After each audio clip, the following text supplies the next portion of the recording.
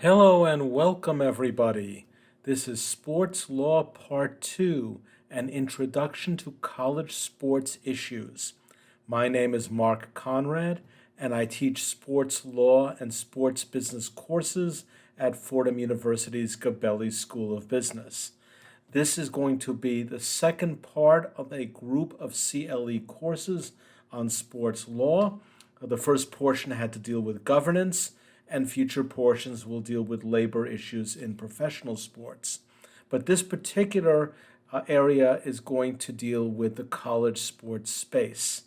And just as a quick introduction, I teach and write about sports law at Fordham's Gabelli School of Business, where I direct its sports business program. I've also taught as an adjunct at Columbia University and at St. John's School of Law. So moving on to the next slide, and let's go through our learning objectives. And there is so much here that we can discuss, and this could probably be a 3-hour class. So this is just going to be a general overview of the tumultuous events happening in the college sports space in the last year. So our learning objectives will be discussing a background and structure of the NCAA, or dare I say the traditional NCAA, because it may be changing, illustrating the case NCAA versus Alston and its road to the Supreme Court, analyzing the ruling and how it solidified antitrust law with sports, and I'll talk about rule of reason in a little bit, surveying the post-Alston environment and the beginning of a new era of monetization for college athletes. And we'll focus on Justice Kavanaugh's concurring opinion in that ruling because it is significant, and we'll discuss why. We'll end talking about the new NIL universe. NIL stands for name, image, and likeness. And yes, the cat is out of the bag. And we also will talk about the potential of student athletes being employees under the labor law. The one area we will not discuss is Title IX because that is a separate area and a separate subject with its own complexities and its own history. So while Title IX issues can affect some of what we are dealing with at this point, we're not going to delve into them. Moving on to the next slide and starting really with our lecture. The basics of the NCAA. And you may say, why do we get to this? Because there may be some of you out there that really may not be that familiar with the NCAA and exactly what the NCAA does. Well, the National Collegiate Athletic Association is a member-led organization that regulates college athletes and athletics.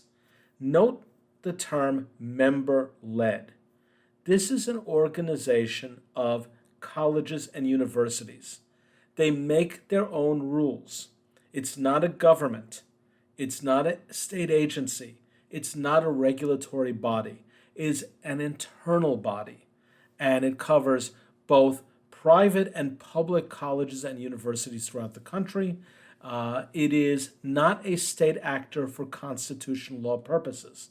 The Supreme Court has made that ruling in NCAA versus Tarkanian back in 1988. So the NCAA traditionally has had a fair amount of leeway in how it run its organization, and noting that all that was needed really was consensus of its member schools regarding its policies. Because there's so many different colleges and universities in this country, the NCAA is divided into 3 divisions. Division 1, which is the most well-known, has some of the larger programs, but there are also smaller programs and smaller schools in Divisions 2 and 3.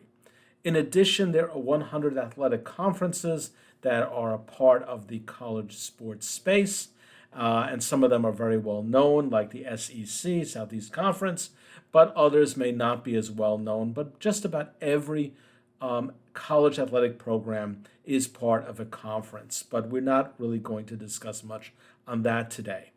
Note that the NCAA regulates, if you will, nearly 500,000 college athletes, a pretty good number, with almost 20,000 teams, and there are 90 championships across 24 sports. We know, of course, the big basketball tournaments, but the NCAA also has annual tournaments in other sports as well, such as hockey and basketball. One area it doesn't control is football anymore. Football is really run by a consortium of the major conferences, and the college football space, or at least the championship space, is not part of the NCAA's jurisdiction for many years. But just about every other sport in its 24 sport grouping has its championships run by the NCAA.